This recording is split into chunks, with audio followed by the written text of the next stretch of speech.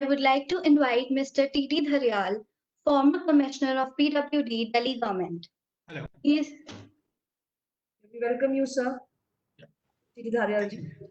Thank you. Welcome you on board, sir.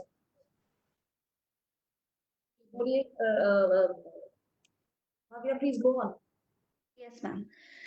Mr. T.D. Dhariyal is currently Advisor Disability in CBM India Trust.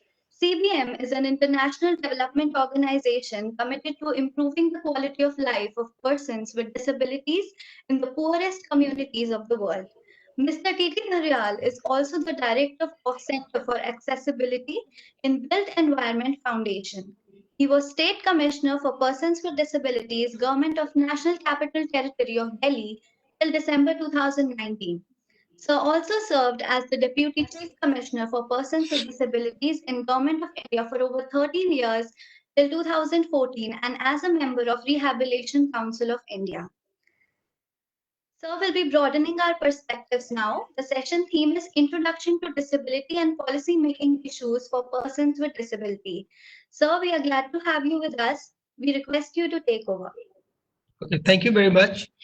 I'm thankful to Dr. Shalini and the Guru Govind Singh Indraprasth University for having organized such a webinar on such an important issue, otherwise very, very neglected by people. I'm really very thankful to you. And the topic that I have been given, I have made a small presentation on it. I did it in a very, very hurry in the afternoon.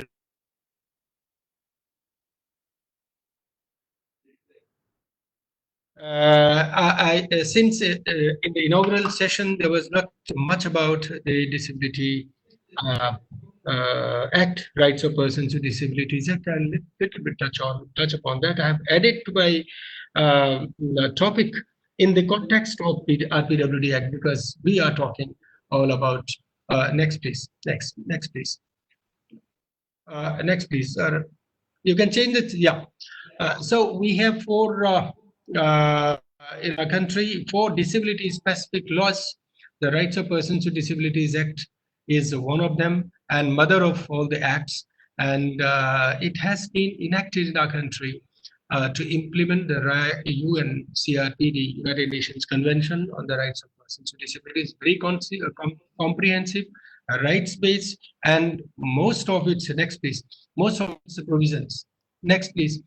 Most of its provisions are mandatory, except 4 sections which are seen in this on the screen. Section 24, 27, 35, and 55. The rest, everything provided in this is mandatory. Mandatory means self-effectuating, which means no authority can say that my policy has not been made, my guidelines have not been made, so and so authority has not asked me to do this. Any authority which is supposed to implement any of the provisions of the Act has to act. Otherwise, there are provisions in the Act for penalty, about which tomorrow you will have a session on detail. Next, please. And when I talk about disability, I just comparing disability and this coronavirus, COVID-19 pandemic. COVID-19 pandemic could have anybody could be infected by it. So disability could come to anybody anytime. Any one of us can be affected, and therefore this is so important for us to talk about people with disabilities. Not only talk about people with disabilities, but inclusion of persons with disabilities, inclusion of their rights, inclusion of their entitlement in every policy that we have. This seminar, say for example, we are having this webinar. If I really want to include people with disabilities, then I should be catering to all the categories, the diversity. Disability is what? Disability is diversity. The diverse disabled people, be it persons with visual impairment, hearing impairment, it could be people on wheelchair or whatever disability, different disabilities. We have 21 disabilities in our country in our PwD Act. Earlier we had only 7. So we have to cater to all these people. So this, whatever I'm speaking, I'm showing on the screen must be available to every kind of person. So if I don't speak, and if a person with blindness is sitting across, would not be able to see these screen, what is written in the screen. Similarly, for a hearing impaired person, whatever I am speaking is meaningless. So therefore, that accessibility inclusion is so important, and the topic is also very apt. The inclusive growth of persons with disabilities cannot happen. We cannot leave out. SDG say nobody will be left out. We have to take everybody along. So they are a good number in our country, and therefore I will not be going into details about the disability. These 21 disabilities, I'll just read them out. Physical. There are 5 groups of disabilities. Physical disabilities, which includes locomotor disability, leptosequoia, cerebral palsy, dwarfism, muscular dystrophy, acid attack victims, visual impairment, blindness, low vision, deaf, hard of hearing, speech and language disability, intellectual disability, change, specific learning disability, and autism. Change, please. Next. Yeah. Mental behavior, mental illness, chronic neurological condition, multiple sclerosis and Parkinson's disease, blood disorders, hemophilia, thalassemia, sickle cell disease, and multiple disabilities. And there could be more, deaf blind. Next, please. Next, please. Yeah. Why are we having this program? Why the university is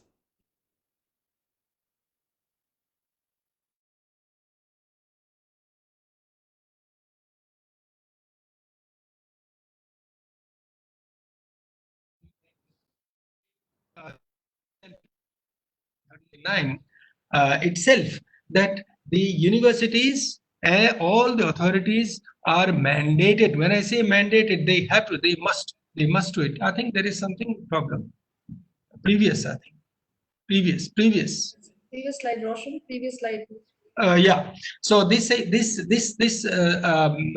section mandates every university, college, school, etc., that they have to be trained. They have to create awareness, and then every university has to ensure CF 39F. Ensure that the rights of persons with disabilities are included in the curriculum in universities, colleges, and schools. It's so important. Even otherwise, we are say since there is COVID-19 now, we need to include people with disabilities, their rights, which are given in the Act, in every policy that we devise, be it prevention, be it treatment, be it health, be it accessibility, whatever. So that policy has to include whichever the authorities, whether it is Disaster Management Authority, national, state, or district, they need to know about it. Police needs to know about it. Doctors need to know about it. Next. Next. So this is the right. If we do not follow that, then there is a yeah, I would, because we are talking about rights of persons with disabilities. In fact, this is the start of my presentation. This rights of persons with disabilities in section 3, it has been mentioned that the people with disabilities shall enjoy the right to equality and life with dignity. And there is a provision for reasonable accommodation. These 2 things are very, very important, because I link this life to dignity to the landmark judgments of Honorable Supreme Court of early 80s, where they said a right to life enshrined in Article 21 cannot be restricted to mere animal rights. And then right to life includes the right to life with human dignity and all that goes along with it. The other day, I was having a webinar on people with thalassemia.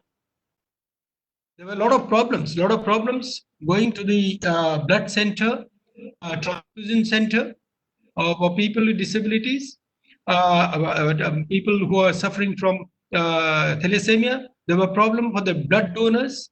They had apprehension about whether they can go and go there or not. And then there were problems of their passes. So when we made this policy, lockdown, etc., then at that time itself, we should have thought about all those things. This is what is inclusion. Because we forgot about people with disabilities, how to include them. We forgot about people with disabilities who are in wheelchair or who are immobile, need support of human support. And we had to do a lot of work around with every authority, every police in different states across country for the passage of their helps.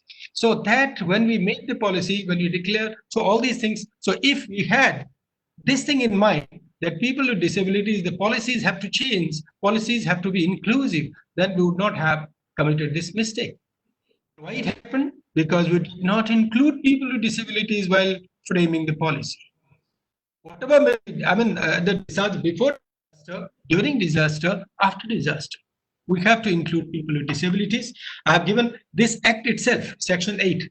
I haven't mentioned the sections, but in Section 8 very clearly says, National Disaster Management Authority, State Disaster Management Authority, they have a mandate to formulate disability inclusive disaster risk reduction, DIDRR policies and include persons with disabilities, all disabilities, 21 disabilities, not one.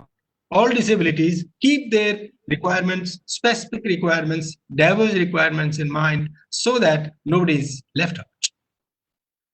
And then every district disaster management, please change. It's like the district disaster management authority, which is headed by the district magistrate, where actually the rescue operation, distribution, everything will happen, needs to have the list of the persons with disabilities in the district so that you can reach out to everyone. Where we need to look at the policy to be inclusive. In fact, every part of life, as I began, say, for example, it is accessibility. Whether it is physical accessibility, whether it is communications and technologies, whether it is websites, these all things have to be accessible. I gave the example of the people with hearing impairment. In today's time, for people with blindness or hearing impairment, unless a person with some different language who doesn't know how to speak, who doesn't know English, how will that person be included? So all these things we have to keep in mind, that accessibility is important. Policy has to be inclusive. Education, there are a number of issues that it relates to admission, appropriate environment. Now, how to teach children? How to teach children with disabilities during the pandemic?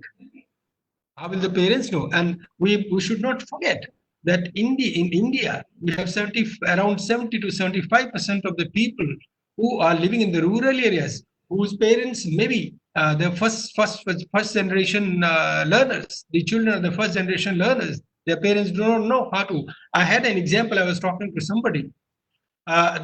He said, okay, somebody suggested you use that Android phone.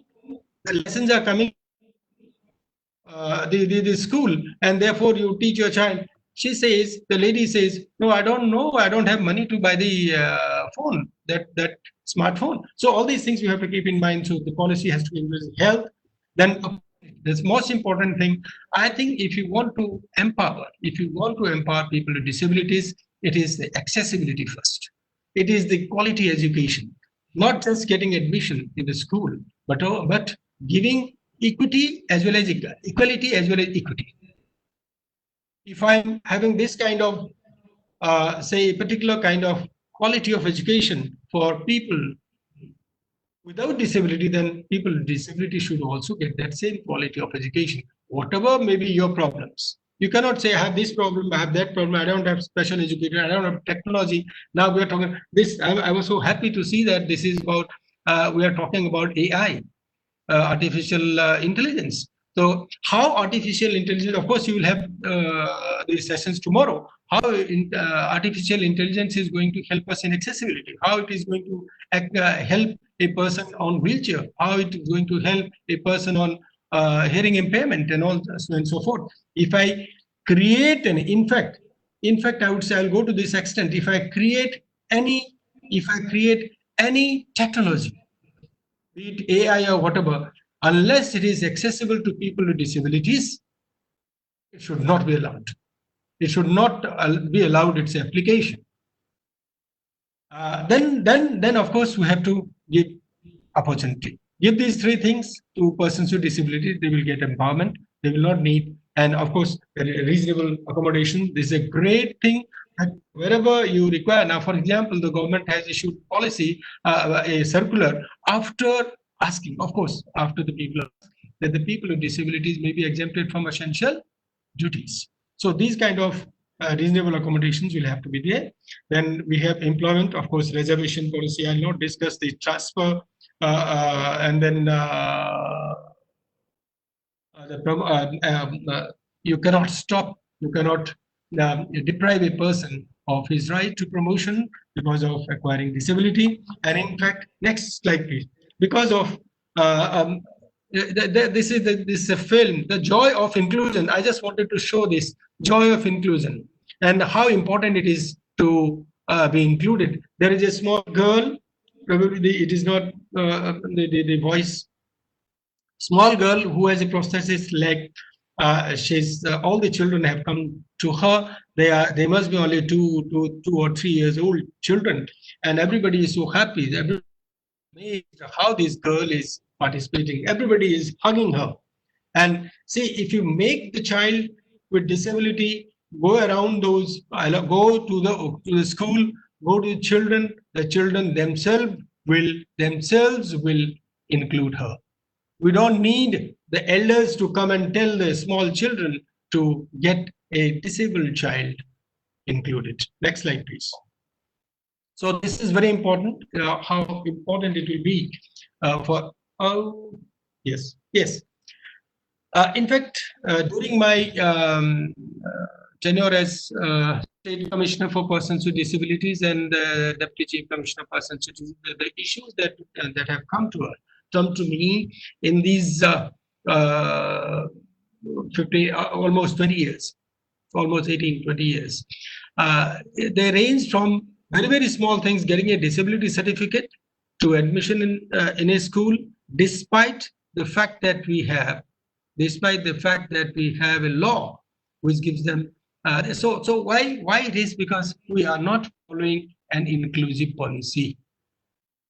Now, I said, even if you do not have a policy, you will have to implement. The person can be taken to task, the authority can be taken to task, but the implementation takes a backseat. And because you do not, if the Directorate of Education, if the UGC issues clear guidelines, if the university issues clear guidelines to all the departments it has, all the employees it has, even the guards, etc., that these are the things that you have to ensure. If there is a person with disability, there will be difficulty in implementing things.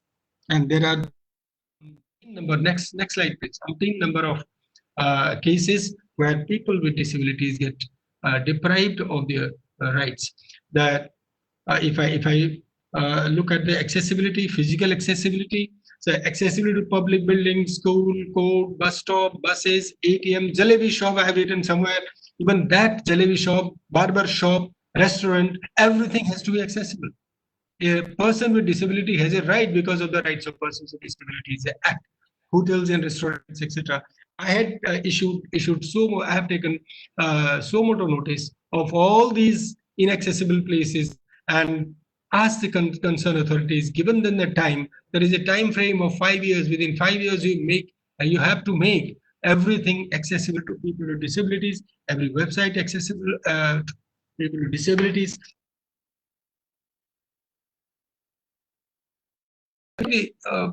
Government, but also the sensitivity of the people. I had number of cases that the neighbor is not allowing to park the car. The next, please. Next. Again, I think there is a visual. This is how community helps. Here is a card for the benefit of people who are blind or low vision. Here is a car which has been parked at a place which is reserved for parking or by persons with disability. The people, young people, have come together and they are putting the stickers on that. What is the post-it sticker papers that no park, and the whole in the marketplace the people are looking at it, and that is how the people can be sensitized. Next. The similar thing about college students, the university students can do that. Next, please. That's good enough. I think people have understood what it is. Next slide.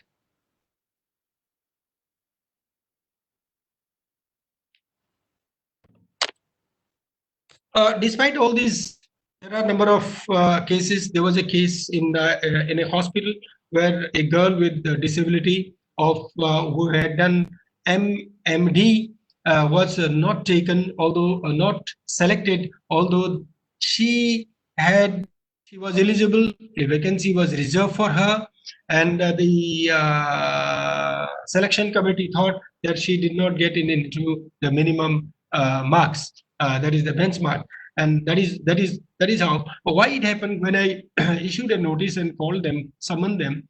The committee, the head of the committee said, actually we didn't know that we could do that, because there are a number of Supreme Court orders which say that the selection committee's decision will be final. No court should interfere. I said, provided you are reasonable. If a girl has studied, passed the PG course in whichever area she was, there is a question that she is not eligible. Next. Sorry. Now, again, it is an issue of implementation. In Delhi, I had to issue a show cause come hearing notice to Department of Law itself for designating special courts in Delhi. Who would be responsible? Who are responsible for trying the offences under the Act? So as you have the special courts, I had to issue it. I had to refuse them even a month time to file their response. So there are many other. Next slide, please. Next slide. What are the specific needs of persons with disabilities, students with disabilities, employees with disabilities? Treat them with dignity. That is the most important. Respect. Observe disability etiquettes. At the end, there are 2-3 slides which are about the disability etiquettes. You have to ensure the accessibility. Use the legally recognized expressions. Don't say differently able, specially able, that able, that able. It's a person with disability, you should use it. That is the law.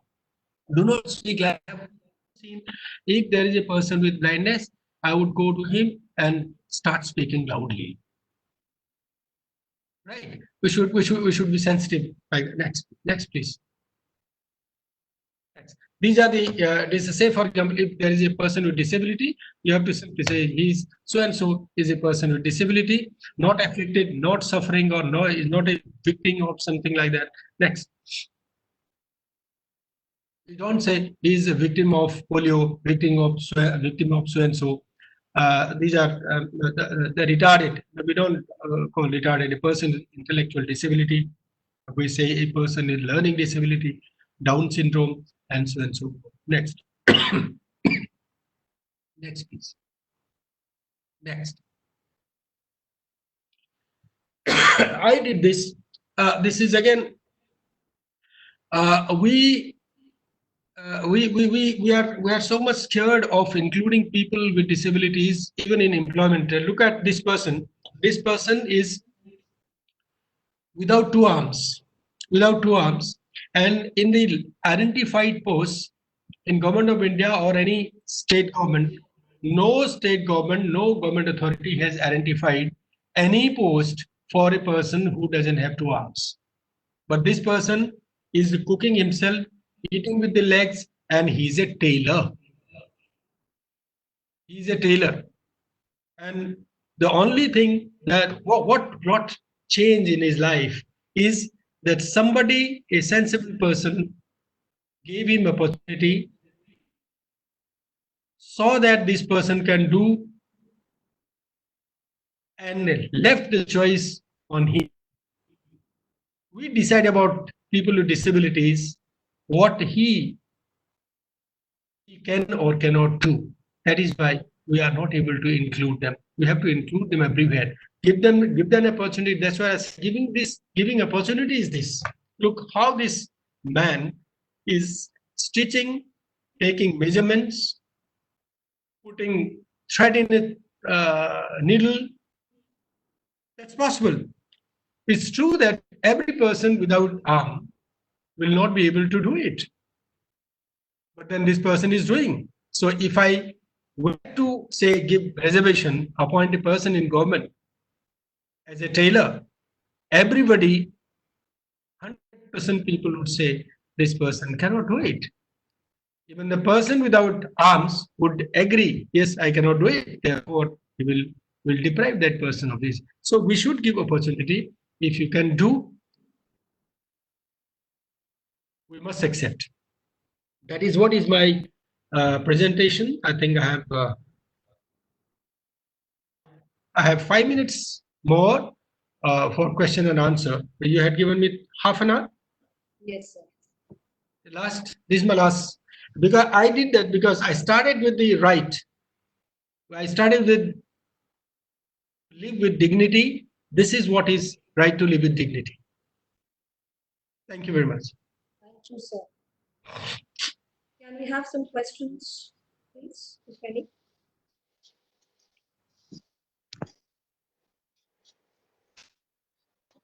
Do we have some questions? Attendees too, we can have some questions from your side. You can message us and we'll unmute you. You can ask your questions then. Very good afternoon, sir. Good afternoon. Sir, you just mentioned about the percentage of disabilities, like we have different categories of the person, 10% disabled, 20%.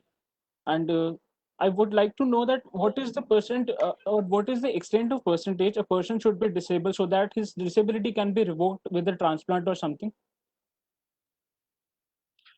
Yeah, I think I skipped that slide, although it will be Dr. Prasad will be talking about that. In the Rights of Persons with Disabilities Act, there is a paradigm shift. That is the paradigm shift in this. That is, the person with disability means a person with any impairment. With any impairment, when he or she interacts with the environment, the person is not able to do what he could according to full capacity. So, who is a person with disability? How he and why he becomes a person with disability is because of the environment that is there. So, in the Rights of Persons with Disabilities, anybody whose capacity to work at a particular level is impacted by an impairment because of the interaction with the environment is a person with disability. The percentage could be 30, 20, any. That is one. That is the definition of a person with disability. Earlier we said person with disability means person should have 40% disability. Now that has been expanded. So anybody whose capacity is restricted because of the impairment, because of the inaccessibility or whatever environment, that is a person with disability. No percentage is it. But there is a category, next category of persons with benchmark disability, that is 40% or more disability. So most of these people will be entitled to the benefit of reservation and mostly financial, the benefits that have financial implication. Then there is a third category, persons with high support needs. These people would need high support, and that high support will have to be provided by the government or by the employer, as the case may be, depending upon the policy of the government. Again, the policy will decide about who should be given those supports. Does it answer your query? In addition to this, the people who have the capacity to buy an organ for a transplant can easily arrange for it, either for themselves or for their dear ones. But on the contrary, financial condition becomes the biggest constraint when it comes to the person with disability. So, my question is, what steps have been taken or being planned by the authorities in this direction? What is that? What is that? I repeat my question, sir. Yeah. The people who have the capacity to buy an organ for a transplant, either for themselves or for their dear ones, can do it easily. But on the contrary, financial constraints becomes the biggest obstacle when it comes to the people who are disabled. So, what the authorities are planning or are doing in this direction? Yeah, that is the policy.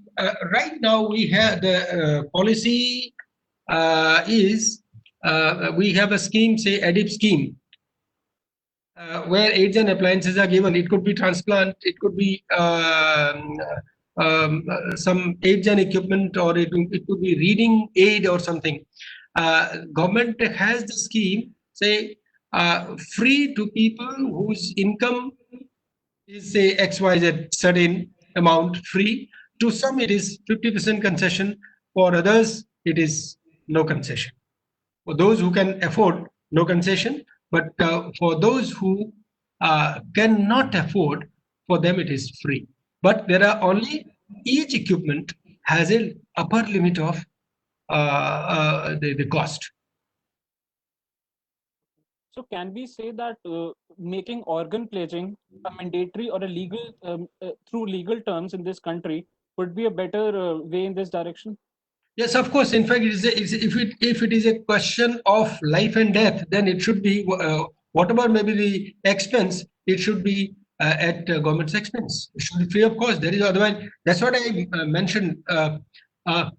Life with dignity.